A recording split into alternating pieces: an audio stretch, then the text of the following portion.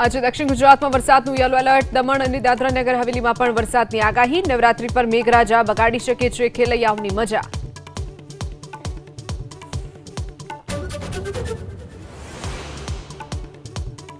બનાસકાંઠામાં પૂરના પાણી ન ઓસરવાના મુદ્દે ભાજપ નેતા પર્વત પટેલે ખેડૂતો પર લગાવ્યા આરોપ. ખેતરમાં મકાનો અને ઓરડીઓને પાણીનો નિકાલ ન થવા માટે ગણાવ્યા જવાબદાર. એટલે જે છે કે અમે ખેતરોમાં વસવાટ ચાલુ કર્યા, જેને લીધે કરીને ખેતર સમતળ કર્યા, ક્યાંક ક્યાંક અમે આડા બંધા બાંધી નાખ્યા, અમે કુદરતી વેણ બંધ કર્યા. એને લીધે આવું મિત્રો ક્યાંક થયું છે. વરસાદ રોકાયાના 10 દિવસ બાદ પણ વાવના અનેક ગામોમાં આફતનો અંત નહીં. મોરકિયા ગામના 500થી પણ વધુ મકાનો પાણીમાં. 150થી વધુ પરિવાર શાળામાં રહેવા માટે મજબૂર.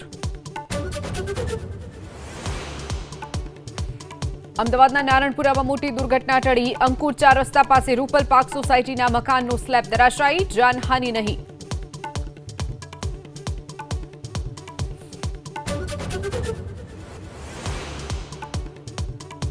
જીએસટી ઘટાડાની અસર. મધર ડેરીના દૂધના ભાવમાં ₹2 ઘટ્યા. ટોન્ડ મિલ્ક અને ટેટ્રા પેક હવે ₹75 પ્રતિ લીટર. પનીર અને માખણના પણ ભાવ ઘટ્યા.